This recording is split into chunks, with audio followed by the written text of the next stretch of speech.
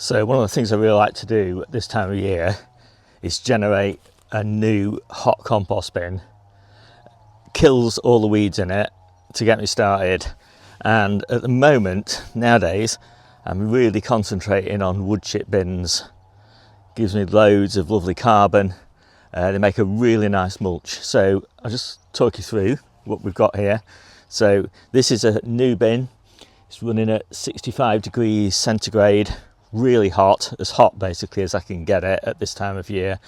Filled it with wood chip. It's a very green mix of wood chip. Yeah, loads and loads of leaves in it. And I've incorporated one shovelful of compost from that bin, so full of microbes, about every 6 inches, so about every one of these planks here. I've popped in one shovelful, and that's just kind of really activated the bin and got it up to speed really quickly. Who knows what's in that all that wood chip green mix? Probably a lot of seeds, so I want to kill all those seeds. This is my second bin. This has probably been turned 2 or 3 times. I'll talk about that in a minute, a bit more. And this is my almost ready bin. So that's been turned maybe 4 times. That's going into there, so that'll be its 5th turn. That bin's now empty. I've just put compost down. I'll just show you a couple of clips of beds that I've just mulched with that compost. And I've also used all that compost for all of my potatoes. So all the potatoes in containers were mulched with that. All the potatoes in the beds were mulched with that. Anything that I could mulch over with strulch, basically I've used this compost for, because there's still a few weed seeds that end up getting into it, and I don't really like weeding very much. So once this bin's in here and this bin's in here, that gives me an empty bin here, which allows me then to incorporate loads of greens from the plot into that wood chip mix. So although it's a green mix, there's still way too much wood in it. So what I try to do is put, as I turn that into that, I add greens and then turn more greens, more greens, more greens, more greens, until that's full. Keeps it nice and hot, adding all those extra greens, keeps it burning basically. And then I'll turn it back into there, adding more greens, more greens, more greens.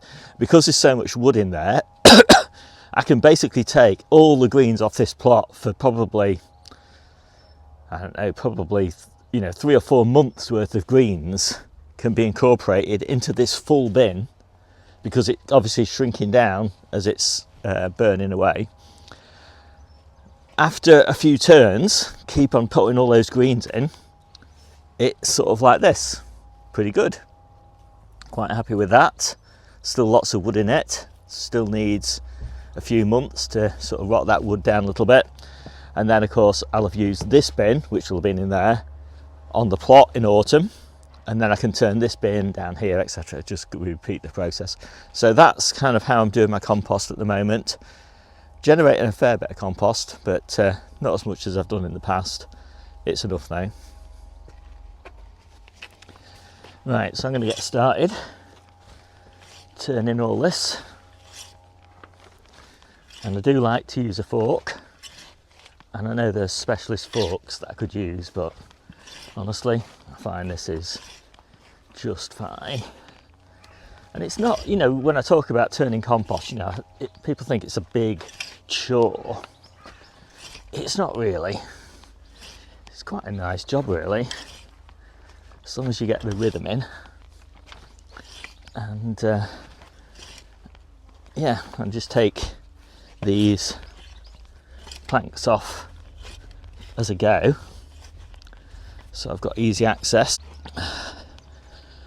So I'm slowing down a bit now. Pretty much finished. It's taken me 9 minutes. And yeah, I want this really full. Well, way fuller, brimming over like this, because it will shrink. It's been nice and compressed, and now I've loosened it all up, and even with this tamping down, it's still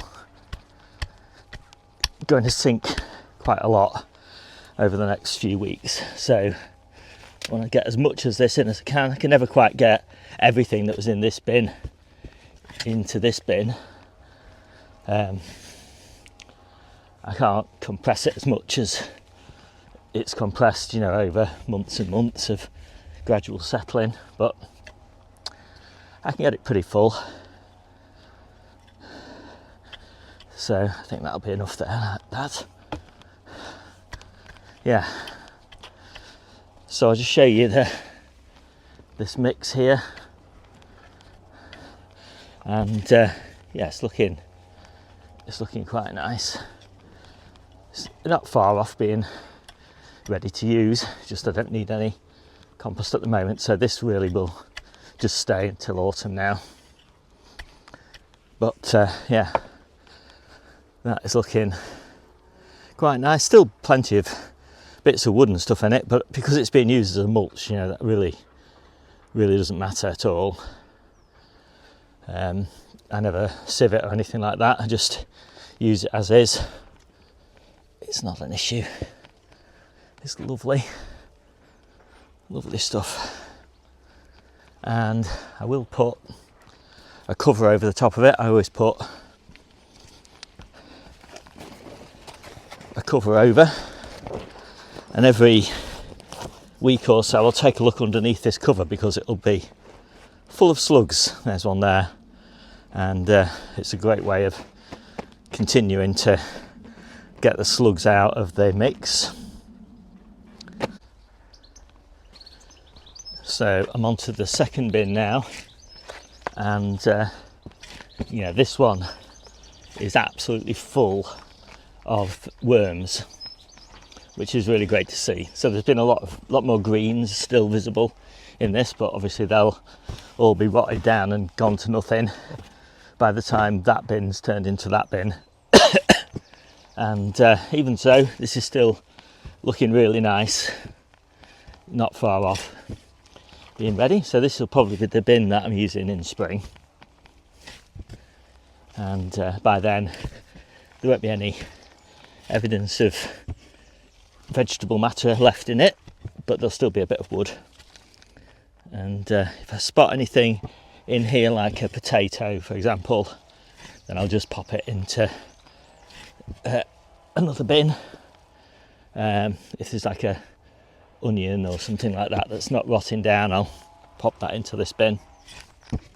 But pretty much everything in here is suitable for going into this finishing bin.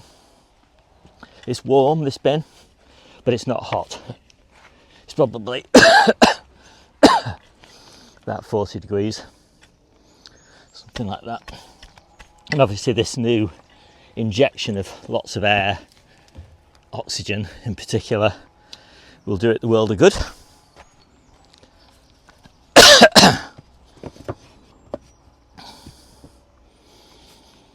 So if you want more, I'll put a link to my ebook chapter on making good compost. My name's Steve. This is the Seaside Kitchen Garden and Allotment channel. I'll see you soon.